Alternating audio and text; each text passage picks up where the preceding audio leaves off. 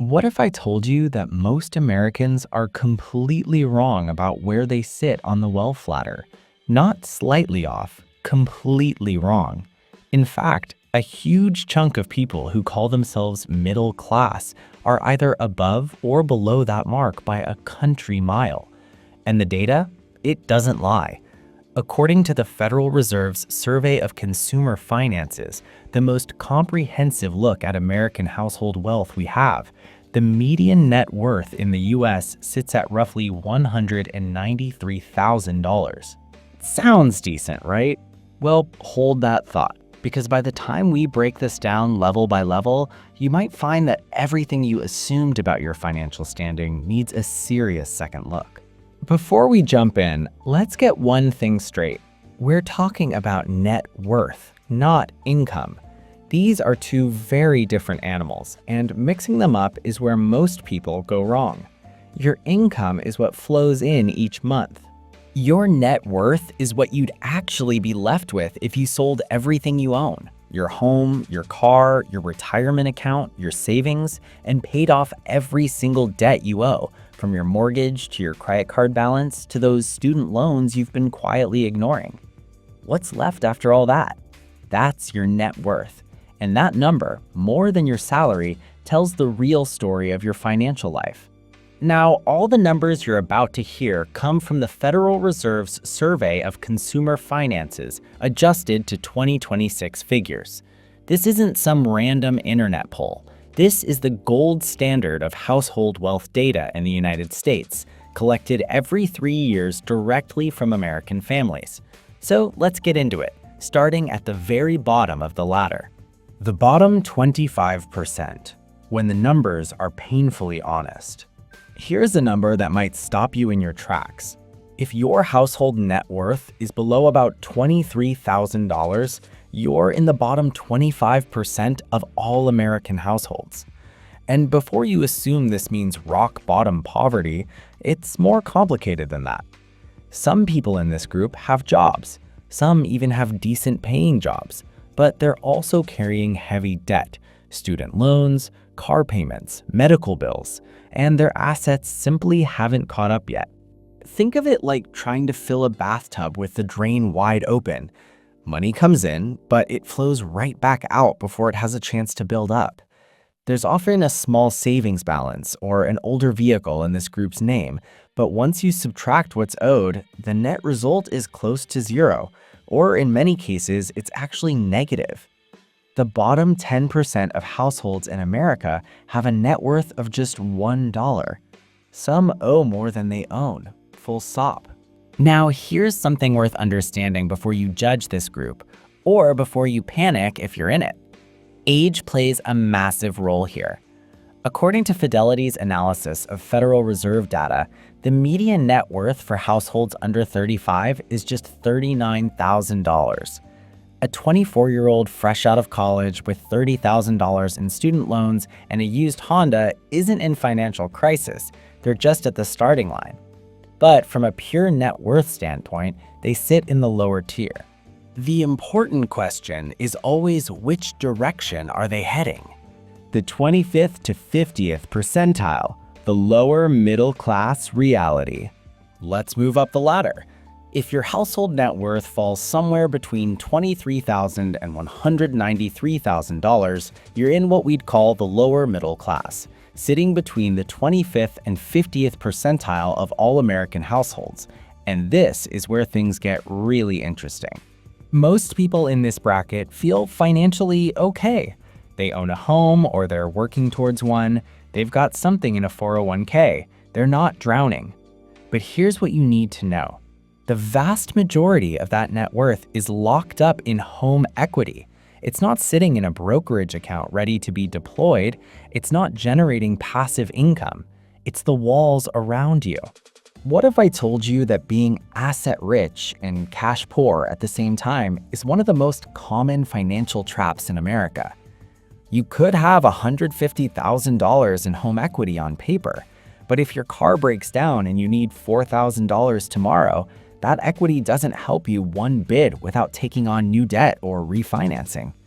That's the quiet fragility of this bracket. Progress is real, but it's largely illiquid.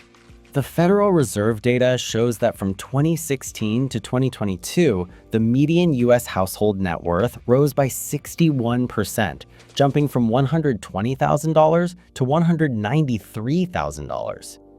A lot of that growth came from rising home values during the pandemic era, so many households in this bracket watched their net worth climb, not because they were investing strategically, but because the housing market went on an absolute tear. That's a tailwind, not a plan, and tailwinds don't last forever. The median, $193,000, and what it actually means. Now we land at the median, the exact midpoint of the American wealth distribution.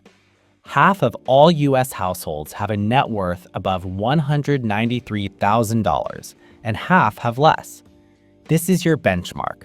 This is the number that tells you whether you're ahead of or behind most of your fellow Americans. And here's the thing that genuinely shocks people. $193,000 sounds like a comfortable cushion until you see what it's actually made of. For a typical household sitting right at the median, you're probably looking at home equity making up the lion's share of that total, a modest 401k or IRA that's growing but hasn't hit its stride yet, small emergency funds that might cover a month or two of expenses, and some manageable debt, a car loan, maybe a bit on a credit card. The median American isn't thriving. They're not struggling either. They're sort of floating, staying above water, but not really swimming forward with any speed. And that's not a character flaw. It's the natural result of a system where most financial education happens too late and where spending pressure is constant. The average American household spends about 90% of their take-home pay, according to Bureau of Labor Statistics data. At that savings rate, building real wealth is a slow grind. But, and this is a big but, the median isn't a life sentence. It's a starting point. And the gap between the median and the next level up, it's absolutely crossable with the right moves. The upper middle class. $193,000 to $610,000. So you've crossed the median. Now what? If your household net worth falls somewhere between $193,000 and $610,000, you're in the upper middle class, sitting between the 50th and 75th percentile of all American households. And this bracket is where things start to genuinely shift. Here's the big difference between this group and the one below it. Lower middle-class households build most of their wealth through their home, almost by accident, just by making mortgage payments and watching property values rise. Upper middle-class households start intentionally stacking wealth in multiple places.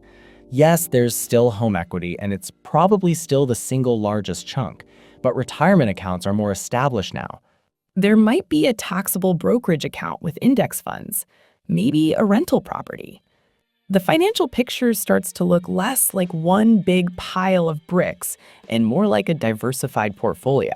What if I told you that this diversification is actually the mechanism that builds wealth faster, not just a perk of having money? Think of it this way.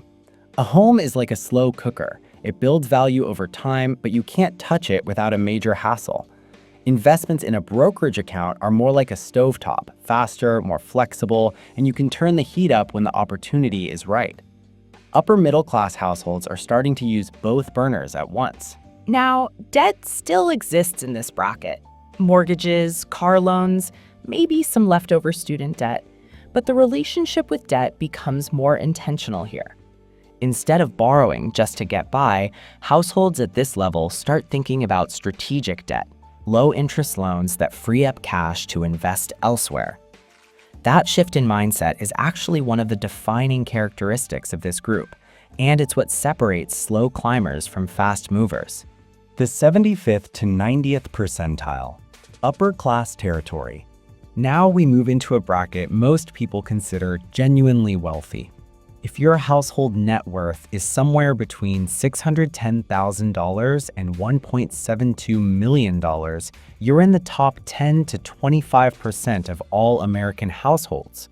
And right here, right at this level, is where the composition of wealth makes its most dramatic transformation.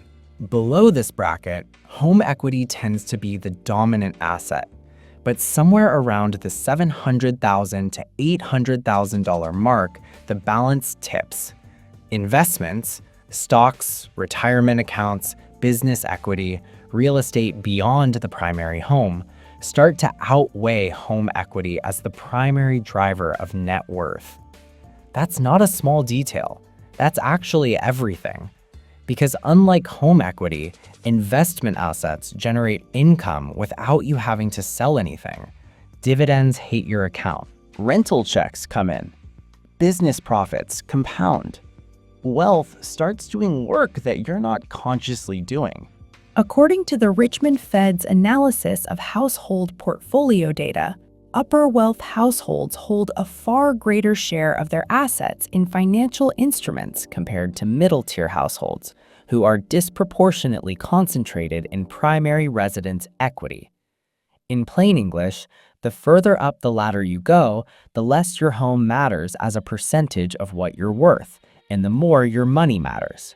This is also the bracket where the concept of financial independence starts to become a real conversation rather than a fantasy.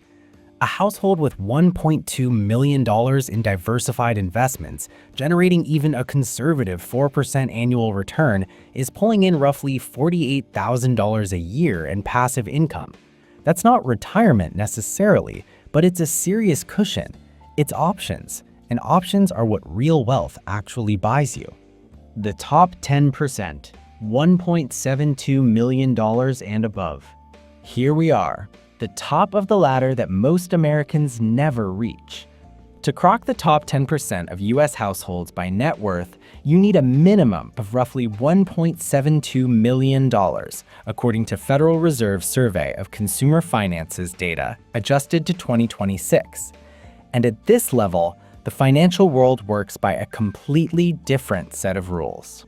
For households in this tier, wealth is no longer primarily about the home they live in. It's about financial assets, stock portfolios, retirement accounts maxed out year after year, real estate holdings beyond the primary residence, business ownership, private investments. The top 10% of Americans hold about 67% of all wealth in the country, according to Federal Reserve Distributional Financial Accounts data. Let that sink in for a second. 10% of households. 2/3 of all the wealth. Now remember, even within the top 10%, the range is enormous. A household at the $1.8 million mark is technically in the same bracket as someone with $50 million. But even at the entry point, the financial flexibility is real. These households aren't stressed about an emergency fund because their investment accounts are the emergency fund. They're not hoping the stock market goes up. They're positioned to benefit whether it goes up, sideways, or even down, through diversified positions and tax-advantaged strategies that most people don't even know exist. The wealth ladder at a glance. Let's bring this all together. Here's your quick reference straight from the Federal Reserve data. Below $23,000 puts you in the bottom 25%, the lower class, where assets are minimal and debt often cancels out what little you own. Between $23,000 and $193,000 is the lower middle class, covering the 25th to 50th percentile, where most wealth is tied up in home equity and financial fragility is quietly lurking beneath the surface. Between $193,000 and $610,000 is the upper middle class, the 50th to 75th percentile, where intentional investing starts to complement home equity and the financial picture genuinely begins to diversify. Between $610,000 and $1.72 million is upper class territory, the 75th to 90th percentile, where investments overtake home equity and passive income becomes a real possibility. And above $1.72 million, you're in the top 10%, where wealth compounds on its own. Financial independence is within reach, and money works harder than the person who owns it. Here's the honest truth. The wealth ladder isn't a moral ranking. Being at the bottom doesn't mean you failed, and being at the top doesn't mean you figured out life. But understanding where you stand with real numbers, not vague feelings, is the single most useful thing you can do for your financial future. The households that move up this ladder fastest aren't necessarily the ones earning the most. They're the ones who pay down high-interest debt aggressively, invest consistently even when the amounts feel small, and shift their asset mix over time from illiquid things like a home toward flexible, income-generating investments. That shift from "my house is my wealth" to "my portfolio is my wealth" is the quiet pattern behind almost every upward move on this ladder.